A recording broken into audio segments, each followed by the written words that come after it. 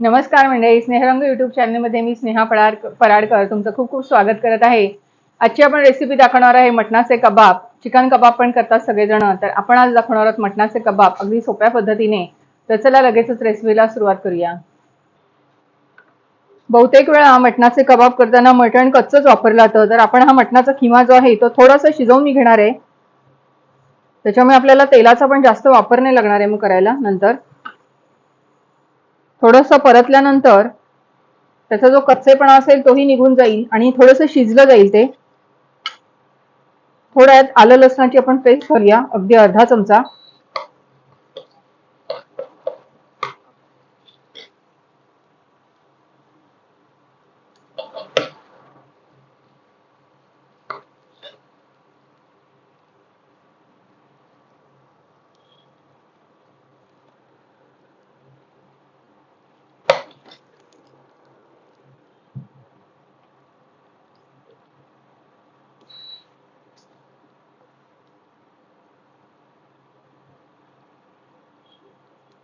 एक अर्धा चमचा हळद घालते आणि एक छोटा चमचा आपण काश्मीरी मिरची पावडर, लाल मिरची पावडर घातली आहे।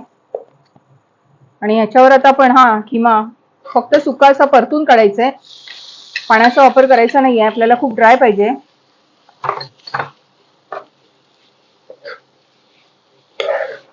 बहुतेक वेळा कच्चं वापरतात, म्हणजे कच्चा मटणाचा खिमा वापरतात चिकनचाही, तर आपण थोडंसं परतून काढूया।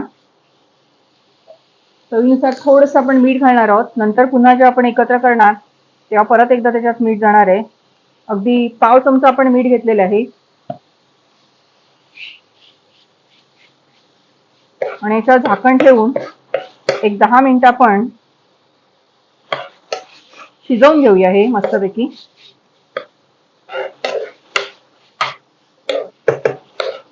आपला खिमा एकदम एक 5-7 मिनिटं आपण फक्त परतून काढलाय, मस्त ड्राय झालाय।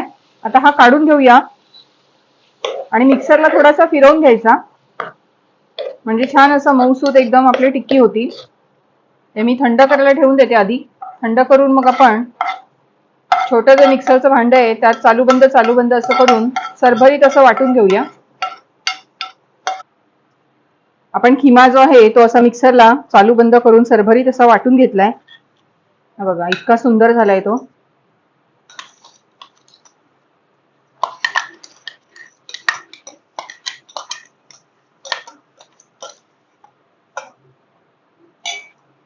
आता आता ह्याच्यात आपण बाकीचे जिन्नस एक एक मिक्स करत जाऊया।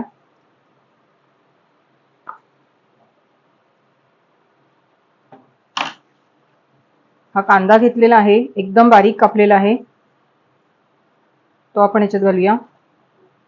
एक अर्धा बाउल घेते मी। हा एका लिंबाचा रस आहे। आलं लसणाची थोडीशी अर्धा चमचा पेस्ट घालूया। ही आहे मिरची कोथिंबीर आलं लसूण याची 1 चमचा पेस्ट परत, आणि ही एकदम बारीक चॉप केलेली कोथिंबीर आहे। त्यात एक छोटीशी मिरची घातली मी, हिरवी मिरची, हिरवी आणि लाल मिरची आहे मिक्स केलेली आहे। थोडंसं आता आपल्याला याच्यात मीठ घालावं लागेल।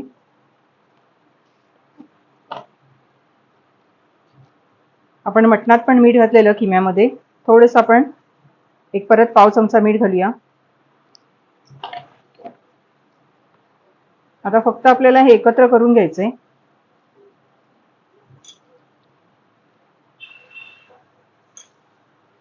ज्यात आपण बाइंडिंगसाठी बेसनाचा वापर करणार आहोत।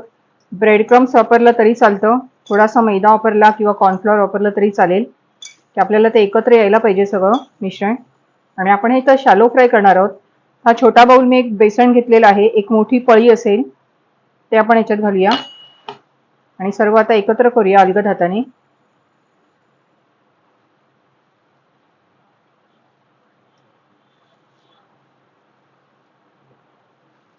खूप छान असा चटपटीत प्रकार, एकदम पटकन झाला बघा। त्याच्या आपण सर्व टिक्क्या करून घेऊया मस्तपैकी।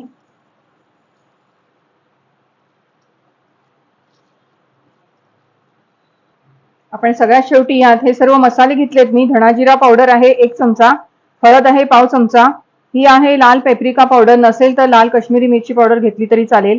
आणि थोडीशी आपण जायफळाची पावडर घेणार आहोत. हे सर्व याच्यात घालून घेऊया आणि छान आता एकत्र कालवूया. आता मी मटण शिजवून थोडंसं घेतलं, किमा जो आहे त्याच्यामुळे आपल्याला डीप फ्राय करावं लागणार नाही, आपण शॅलो फ्राय करणार आहोत, तर तेलाचा खूप कमी वापर होईल. पण मटण आपलं शिजलं गेलंय, त्याच्यामुळे आता फक्त आपल्याला परतून काढायचंय तेलावर. तर ही एक छोटीशी टीप आहे की कच्चं मटण वापरण्यापेक्षा आपण थोडं शिजवून घेतलंय किमा तो. आता आपण याच्या छोट्या छोट्या टिक्क्या करून घेऊया. आपण कबाब करायला घेतलेले आहेत आणि हे थोडेसे पातळ करायचे, टिक्की सारखे जाड ठेवायचे नाहीत. हे बघा अगदी हातावर सहज होतात आहेत. हा सर्व आपण अशा करून घेऊया आणि खूप कमी तेलामध्ये आपण त्याचा शॅलो फ्राय करणार आहोत त्याला.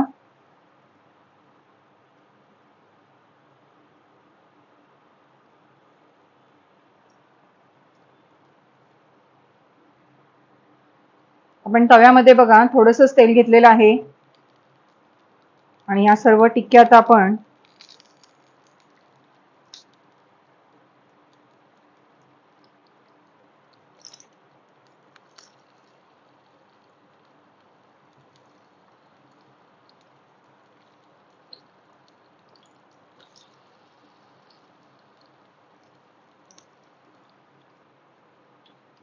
एक 5 मिनिटांनी उलटून बघूया. खूप सुंदर कलर आलेला आहे बघा.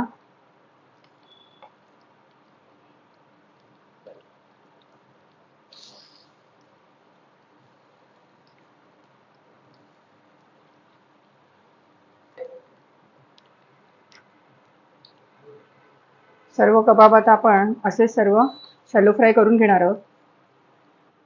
आपले मटण किमा कबाब बनवून झालेले आहेत. किती पटकन झाले बघाल तुम्ही. आणि खूप सोप्या सोप्या टिप्स दाखवून केलेल्या आहेत. नक्की बघा. आपण डिश सजवली आहे खूप सुंदरपैकी. सॅलड दिलेला आहे, पुदिन्याची चटणी आहे, टोमॅटो सॉस आहे, टोमॅटो केचप बरोबर पण खाऊ शकतो आपण. तर इतके सुंदर दिसतात आहेत. रेसिपी नक्की करून बघा, खूप सुंदर आहे, चटपटीत अशी आणि सगळ्यांना आवडेल अशी. तर नक्की रेसिपी करून बघा. रेसिपी आवडली तर लाईक करा, शेअर करा, सबस्क्राईब करा. धन्यवाद.